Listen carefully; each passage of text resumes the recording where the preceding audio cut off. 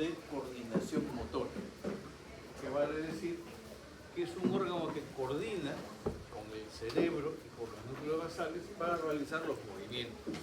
El cerebro por sí solo no organiza o planifica un movimiento, sino que recibe información, como les digo, del cerebro y los núcleos basales, y en base a esa información modifica el movimiento que se va a realizar.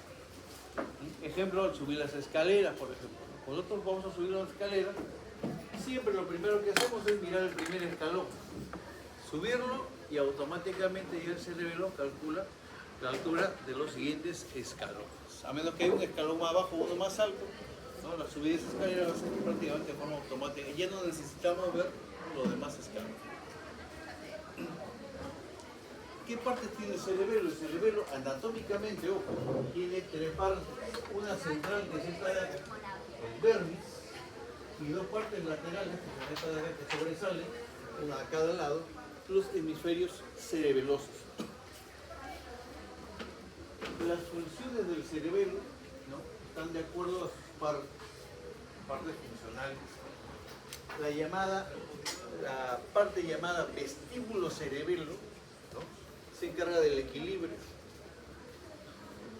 La parte llamada espino cerebelo se encarga de lo que es, ¿no?, el tono muscular y la postura. Y finalmente la parte más grande, ¿no?, el ponto cerebelo o cerebro cerebelo se encarga del control de los movimientos finos. ¿Cuáles serían las consecuencias de su lesión? Bueno, afectarían a las funciones, ¿no?, que les acabo de nombrar, ¿no? Se vería bastante alterado el equilibrio. La persona reaccionaría o tendría sus reflejos muy alargados. Por ejemplo, si yo o cualquiera de ustedes que está sano no agarra una plancha caliente, inmediatamente retira la mano, no es una fracción de segundo. El que tiene lesionado el cerebelo, la parte que se encarga del tono muscular, se va a demorar mucho más en retirar la mano. ¿Por qué? Porque no tiene el tono muscular, que es esa semicontracción que tienen los músculos. Y además su escritura se verá afectada, ya que el control de esos movimientos finos y especializados también sería alterado. Adelante. ¿Cómo está ubicado el cerebelo? Miren, debajo del tentorio. Este tentorio es una prolongación de la dura madre que se compone justamente entre el cerebelo y el cerebro, específicamente el lóbulo occipital del cerebro. Se encuentra por encima, ¿no?, de las fosas cerebelosas que ya hemos visto en la clase pasada. Se encuentra por detrás del tallo cerebral, con el cual forma, ¿no?, el cuarto ventrículo. Se encuentra por delante de la hoz del cerebelo,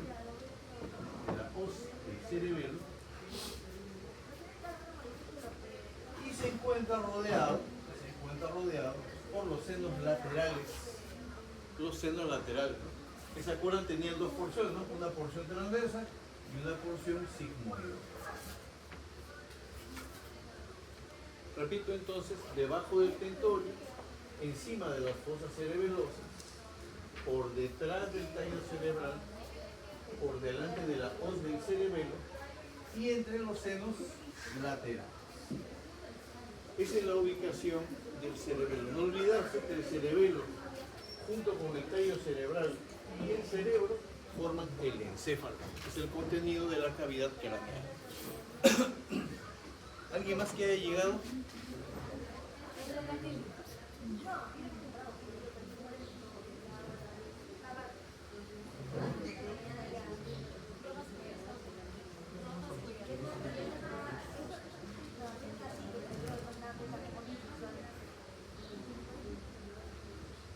Oscar Collazo, ¿no? ¿Quién más? Cruz.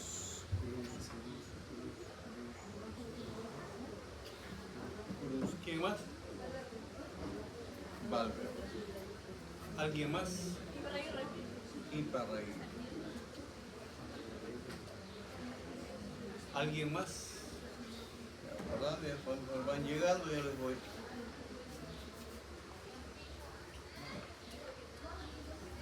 El tallo cerebral está íntimamente unido al cerebelo. Tal es así que el cerebelo envía 3 pares de columnas de sustancia blanca hacia el cerebelo. Estos son los famosos pedúnculos cerebelosos.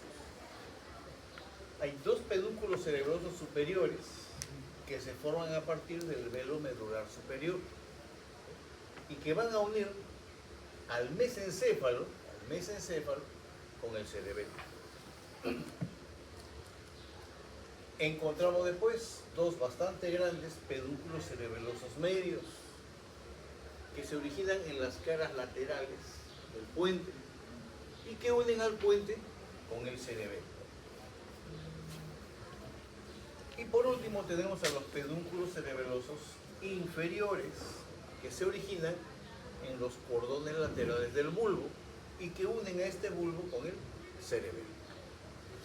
Por estos pedúnculos pasan gran cantidad de vías, tanto aferentes, es decir, vías que llegan al cerebelo a dejar información, ¿no?, a suplir de información al cerebelo, y vías de salida o eferentes, ¿no?, que salen del cerebelo, ¿no?, con las respuestas, ¿no?, de esa información que le llega.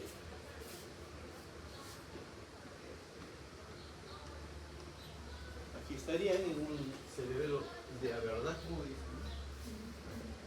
el pedúnculo cerebeloso inferior, el pedúnculo cerebeloso medio, que es este bastante grande de acá, y el pedúnculo cerebeloso superior. El pedúnculo cerebeloso superior.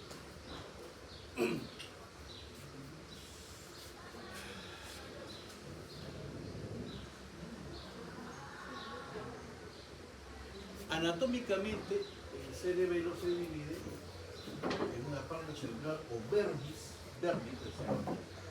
y 2 partes laterales bien desarrolladas que son los hemisferios cerebelosos, los hemisferios cerebelosos. Todo el cerebelo, como pueden observar aquí en la figura, está surcado, miren, por gran cantidad de fisuras o surcos, miren, que delimitan estas láminas de sustancia gris que se llaman folias cerebelosas. Hay gran cantidad de folias cerebelosas en el cerebelo. Y hay gran cantidad de surcos también. ¿Por qué se forman estos surcos y estas folias? Por el plegamiento de la corteza del cerebelo. La corteza del cerebelo es bastante amplia, entonces para ocupar menos espacio se pliega sobre sí mismo y ocupa un mínimo espacio de esa manera. Dentro de todos estos surcos que están viendo ustedes acá, hay algunos surcos que van a dividir, escúchenme bien, a los hemisferios en lóbulos y al vermis en lobulillos. Estos surcos que voy a nombrar cruzan de lado a lado, si no se interrumpen acá. Van de lado a lado en el cerebelo.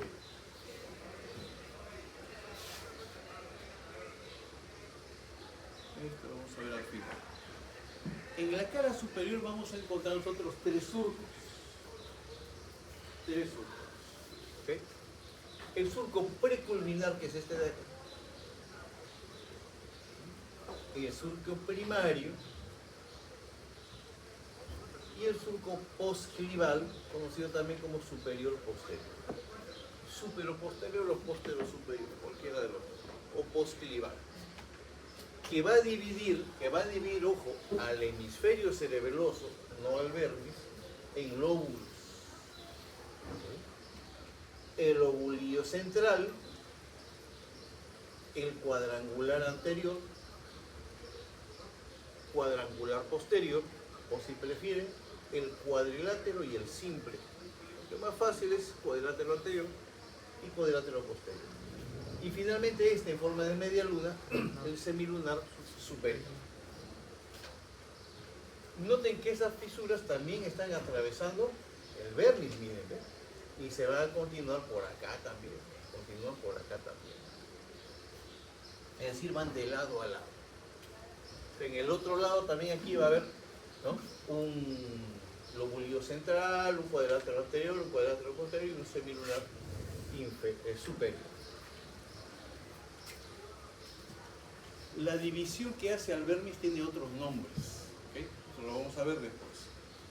En la cara inferior, o en la cara posterior, vamos a observar nosotros un surco bastante amplio, miren, que recorre toda la circunferencia del cerebelo y que nos va a servir de límite para la cara superior y la cara inferior del cerebelo.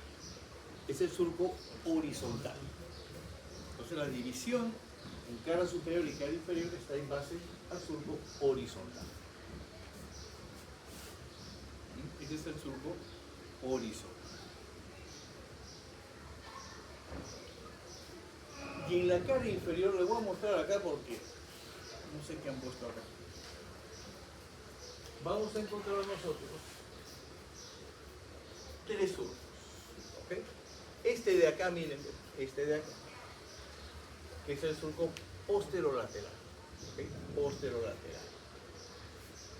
Este de acá, que es el surco retroamigdalino. Y este de acá, que es el surco prepiramidal. ¿Okay? Repito, posterolateral, retroamigdalino, y este de acá, el prepiramidal. Estos, sí. Allá, voy a, para acá también, para platear también. El posterolateral, el retroamigdalino, ¿sí? Y este de acá, que es el prepiramidal. Estos tres surcos dividen la cara inferior en 4 lóbulos. Este pequeño de acá, miren, es una hojita de polvo, ¿está? El flóculo, ¿no? El flóculo. Este otro acá en forma de almendra, la amígdala cerebelosa, la amígdala cerebelosa. Por eso el surco que está detrás de la amígdala cerebelosa se llama retroamigdalino, está detrás de la amígdala. Luego encuentro este otro lóbulo, miren, que es bastante amplio y tiene dos divisiones, miren. Este surco que se llama interdigástrico, ¿no? Va a dividir a este lóbulo en dos vientres, un vientre anterior y un vientre posterior. Por eso este lóbulo se llama digástrico o biventral, así que tiene dos vientres. Y por detrás del prepiramidal voy a encontrar yo este otro lobulito en forma de media luna. Así como hay un semilunar superior, aquí también hay un semilunar inferior. Esos mismos surcos que hemos visto, más uno oculto que vamos a ver después, ¿no? Pasan también, miren, por el vermis. El vermis, que es la parte central del cerebelo, el vermis, ¿no? Está también dividido por estos surcos que también ingresan también hacia el vermis. Desde abajo hacia arriba, en la cara inferior, miren, ¿qué surcos teníamos en la cara inferior?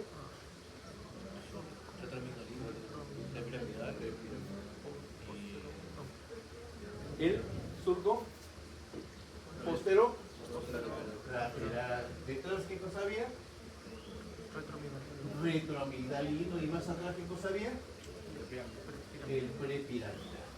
Esos mismos surcos también están ingresando acá al vermis. Y van a dividir al vermis ya no en lóbulos, sino en lobulillos. ¿Cuáles son esos lobulillos? Acá en el inferior son 4. Como hay 3 cisuras, ¿no? Repito, la cisura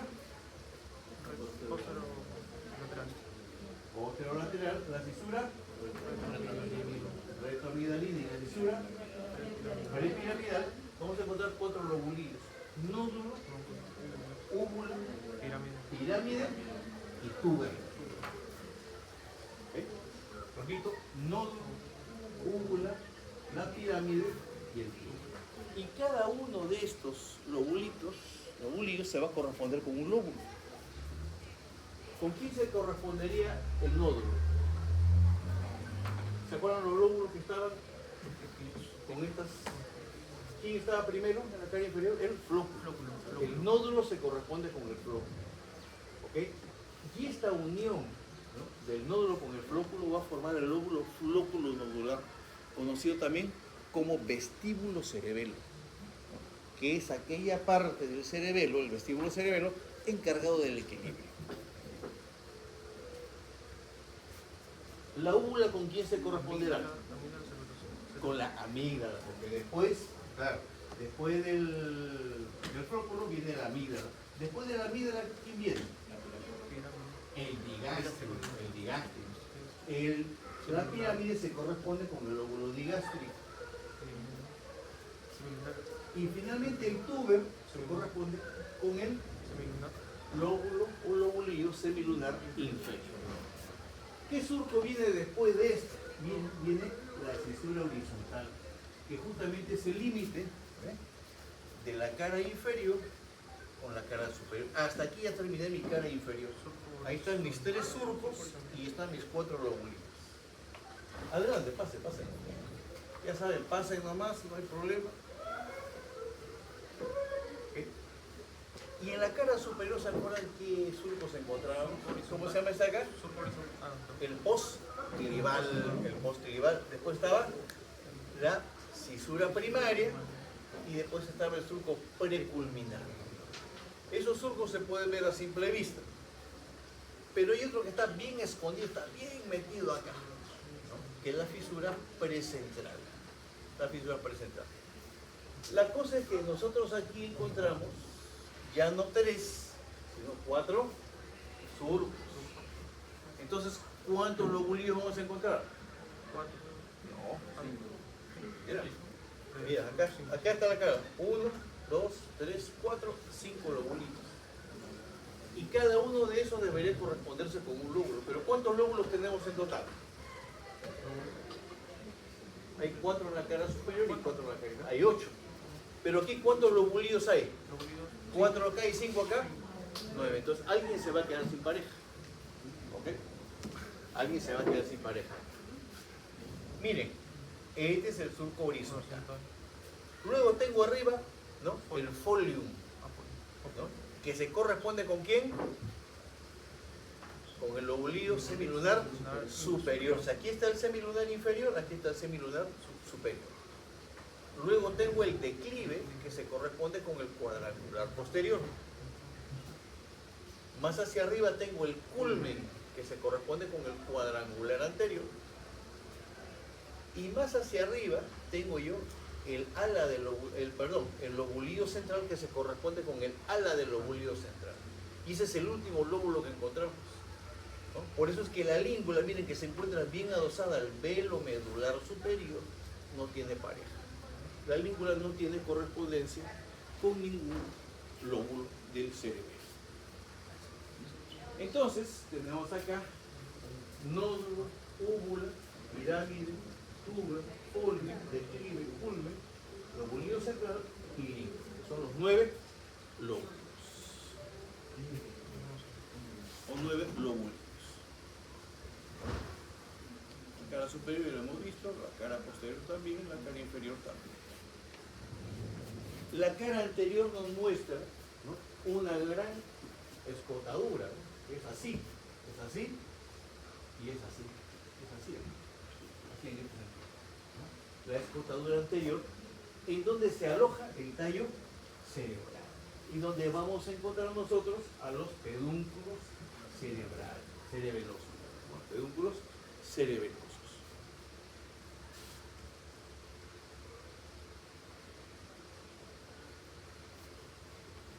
El cerebelo es por fuera una corteza de sustancia gris, que la corteza cerebelosa está dividida en surcos y folias, ¿no? Y por dentro es sustancia blanca, Y dentro de esta sustancia blanca están enclavadas pequeñas porciones de sustancia gris, conocidos con el nombre de núcleos cerebelosos. Estos núcleos cerebelosos se corresponden con las porciones funcionales del cerebelo y con las funciones que hemos mencionado. Vamos a ver, vamos a ir de la línea media para afuera. El núcleo que está más pegado a la línea media es el núcleo fastigio o núcleo fastigial, se llama fastigial. ¿Con quién se relaciona el núcleo fastigial? Con el vestíbulo cerebelo, ¿okay? Con el vestíbulo cerebelo. ¿Y este vestíbulo cerebelo con qué función se relaciona?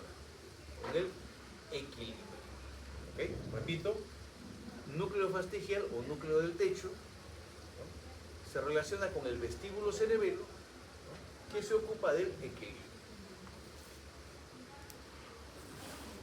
Más hacia afuera de este núcleo fastigial encuentro dos núcleos, conocidos como emboliforme y globoso, que juntos conforman el núcleo interpuesto. Este núcleo interpuesto también se relaciona con otra parte funcional, ¿no?, del cerebelo, que es el espinocerebelo. ¿Y qué función tiene el espinocerebelo? El tono muscular y la postura. Repito entonces, núcleo interpuesto, espinocerebelo, tono muscular y postura. Es como acá, ¿no? Núcleo del fastigio, vestíbulo cerebelo, equilibrio. Acá, núcleo interpuesto, espinocerebelo, tono muscular y postura. Y finalmente, el más grande, el núcleo dentado, se relaciona con el cerebro-cerebelo o ponto-cerebelo, o ponto-cerebelo, encargado de lo que es, ¿no?, el control de los movimientos finos. Control de movimientos finos. Cerebro-cerebelo o ponto-cerebelo, cualquiera de los dos. Entonces, ¿qué partes del cerebelo le corresponden a estas partes? Aquí está, miren. Esto lo dejamos ya para histología. Esto lo vamos a hacer después. El ponto cerebelo es control de los movimientos finos. Esto lo vamos a ver después de lo que vamos a hablar acá. Bien, esta es la división: vestíbulo cerebelo, el espinocerebelo y el ponto cerebelo. Cada una de estas partes le corresponde una porción del cerebro y un núcleo. Por ejemplo, el vestíbulo cerebelo está constituido por el lóbulo flóculo-nodular. ¿Qué se trata? El lóbulo flóculo-nodular. ¿Y qué núcleo le corresponde? El núcleo del fastigio.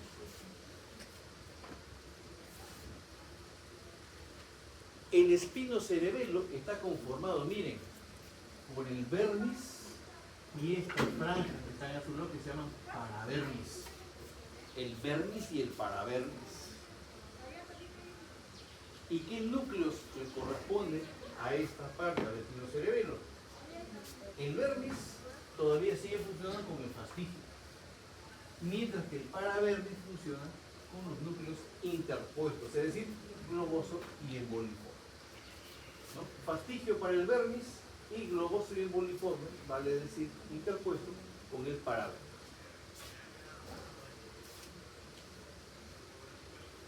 Y el ponto cerebelo o cerebro cerebelo, ¿no?, está, ¿no?, se encarga de la zona lateral, de toda esa zona, ¿no?, corresponde a toda la zona lateral. Y le corresponde el núcleo dentado. El núcleo dentado. ¿Y qué funciones tiene cada uno? Aquí está mejor explicado. El vestíbulo cerebelo, el equilibrio del cuerpo y los movimientos oculares. También se encarga de los movimientos oculares.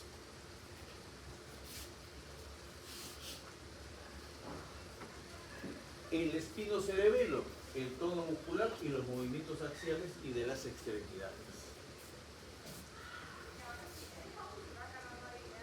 Y el ponto cerebelo de la planeación e inicio de movimientos, sobre todo los movimientos finos de las extremidades. No en vano hay una somatotopía. Miren, hay una somatotopía en el cerebelo.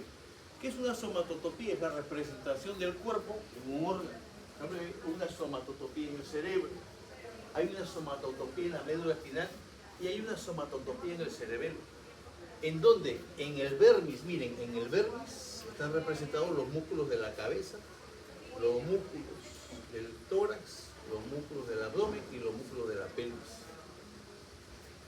En el paravermis está representado, ¿no?, parte de los músculos de la cabeza, ¿no?, y sobre todo las partes más distales, ¿no?, las partes más proximales, perdón, de los miembros superiores e inferiores. Vale decir, antebrazo y brazo para los miembros superiores y muslo y pierna para los miembros inferiores. Eso es en el paravermis. Mientras que en la porción lateral o lóbulo lateral está solamente representado pies y manos, nada más. y es la parte más grande. ¿Y por qué representa mano? Por la mano, que ya sabemos nosotros, ¿no?, que son instrumentos de creación, son instrumentos ya más sofisticados que los que tienen los animales. Pero ¿por qué los pies? ¿Ustedes han visto a las personas que les faltan los miembros superiores? Pintan con los pies, se visten con los pies, comen con los pies, se cepillan con los pies y tocan instrumentos como guitarra y piano con los pies. Es decir, potencialmente tienen ese uso. ¿Pero por qué no los utilizamos? Porque tenemos todavía los miembros superiores. Pero si en algún momento Dios no quiera, perdiéramos los miembros superiores, entonces tendríamos que arreglarlos con los miembros inferiores.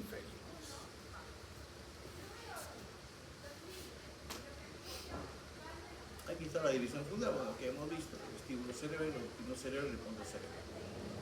¿Cómo está vascularizado el cerebelo? Es decir, ¿qué arterias lo irrigan?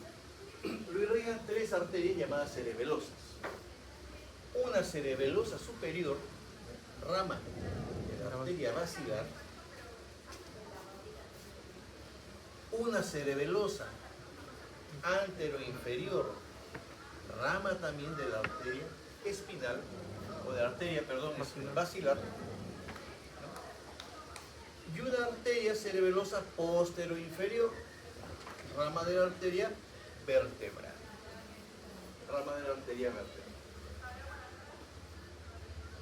Estas arterias se les conocen más por sus siglas en inglés.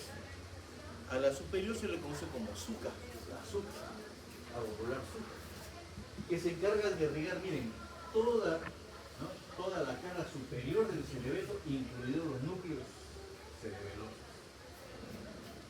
Es decir, el núcleo fastigial, el núcleo interpuesto, es decir, globoso y emboliforme, y la mitad del núcleo dentado. La SUCA, rama de la arteria basilar. La AICA, la anteroinferior cerebelosa anteroinferior, está irrigando la mitad lateral de la cara inferior del cerebelo, incluido, ¿no?, el restante o la restante parte del núcleo dental. La AICA, rama también de la arteria basilar. Y finalmente tenemos a la PICA o cerebelosa posteroinferior, que irriga la mitad interna de la cara inferior del cerebelo. Esta PICA, rama de la arteria vertebral. Entonces están viendo ahí que el núcleo dentado está irrigado por dos arterias. ¿Cuáles son? Mira, SUCA y la AICA. SUCA y la AICA. Las dos. SUCA y AICA.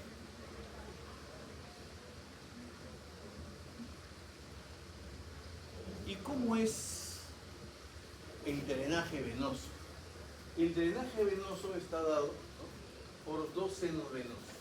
Uno que es el recto, el seno recto, ¿se acuerdan? ¿En medio de quién está el seno recto? ¿En medio de qué prolongación de la dura madre? Del tentorio. ¿Okay? En la línea media del tentorio, ahí está pasando el seno recto. Este seno recto va a drenar gran parte, no toda, gran parte de la cara superior del cerebelo. Mientras que la restante parte de la cara superior del cerebelo y toda la cara inferior está drenada, miren, ¿ven?, por el seno transverso y el seno sigmoideo. Toda la sangre se colecta, se va por el seno transverso, luego sigue por el seno sigmoideo, y este seno sigmoideo llega a un agujero. ¿Se acuerdan ustedes a qué agujero lleva el seno sigmoideo? Al yugular. Atraviesa ese agujero y ese seno sigmoideo se convierte ya en vena yugular interna, que recorre ya el cuello. ¿Okay? Entonces, toda la sangre al final de este cerebelo se la va a llevar el seno sigmoideo y por ende va a drenar finalmente en la yugular interna. ¿Alguna pregunta hasta acá? ¿Una preguntilla? Sí.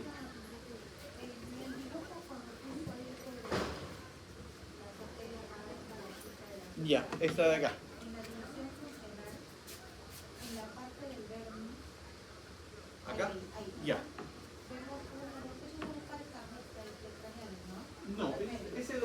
esa es la división de los lobulillos. Los lobulillos se conocen como números, pero son medios enrevesados porque en algunos, por ejemplo, hay 2 y 3 que le corresponden, por ejemplo, del nódulo al lóbulo cuadrado, y esto le corresponde a otras partes que están marcadas así, ¿no? Con los lóbulos que se corresponden con los lóbulos, un poco enrevesados. Aunque parezca mentira, lo que les he dicho, ¿no?, de los lobulillos y los lóbulos es la más fácil. A menos que puedan ustedes, les sea más fácil esto, pueden ponerlo en el grupo. ¿Alguna pregunta hasta acá? Y listo, muchachos, terminamos.